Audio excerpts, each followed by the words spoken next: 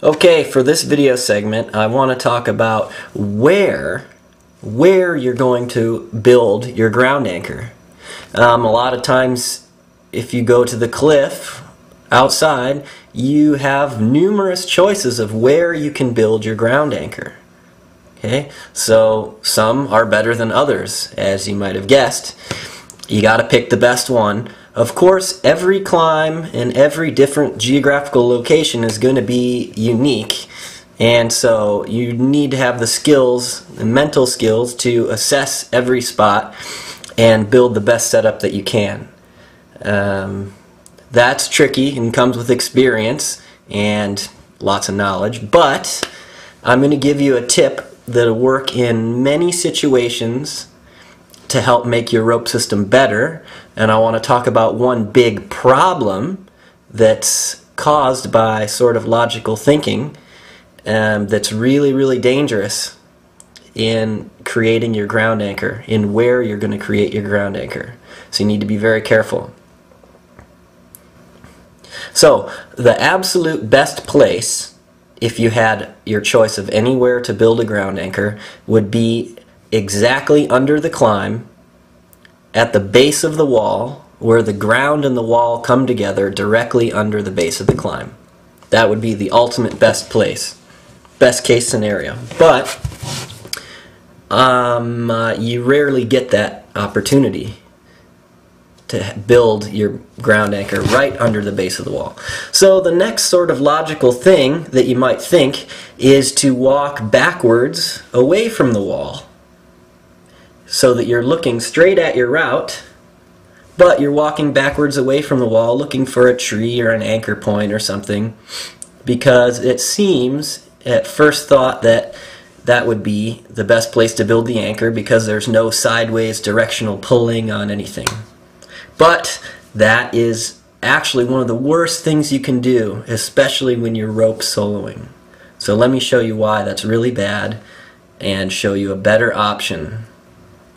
Okay, so let's pretend that our climbing route is the green curtain here. We're going to go up this vertical face. Okay? And let's also pretend that there was no good anchoring place here.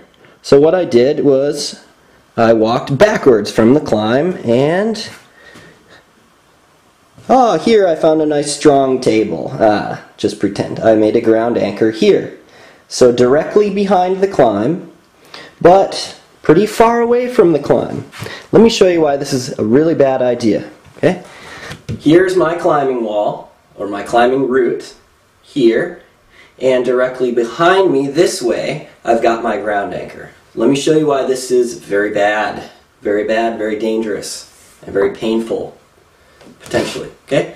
So, here's my climbing anchor is attached to the ground back behind me. Okay? My climbing rope is here, attached to a Soloist device. Okay? As I climb up, I'm going to clip the first bolt. Clipping the first bolt here. Then I'm going to climb above, here.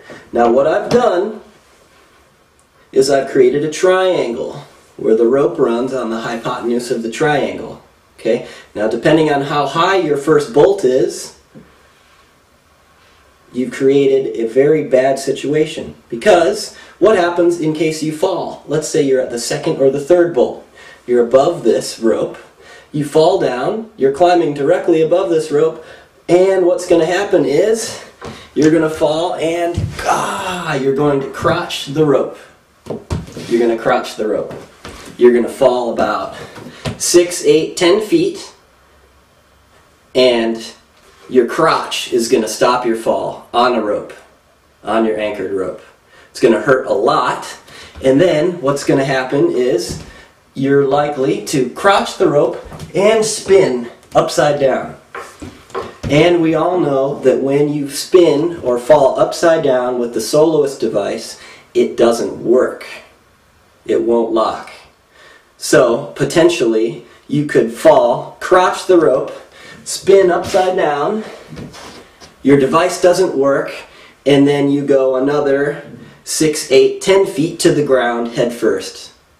And then you're by yourself, and you have to try and get your cell phone and call for a helicopter evacuation. Potentially.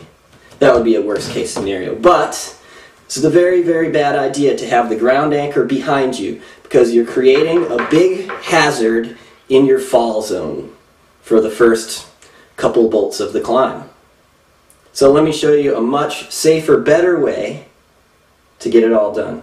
Okay, so the safer way to make a ground anchor instead of behind the climb, which creates hazards in the fall zone, is to find an anchor point along the base of the wall to either side of your climb. Now that anchor point can be really far away. As long as you have enough gear, it doesn't really matter how far away it is. You will create some rope stretch, but if you use the innovative butterfly setup, you can fix that problem. But anyway, let me show you here. So I've had a ground anchor way to the side of the base of the wall. Okay, now I want to climb here. Now as you'll see, if the rope pulls up, it's very close to the wall and does not create a falling hazard in my fall zone.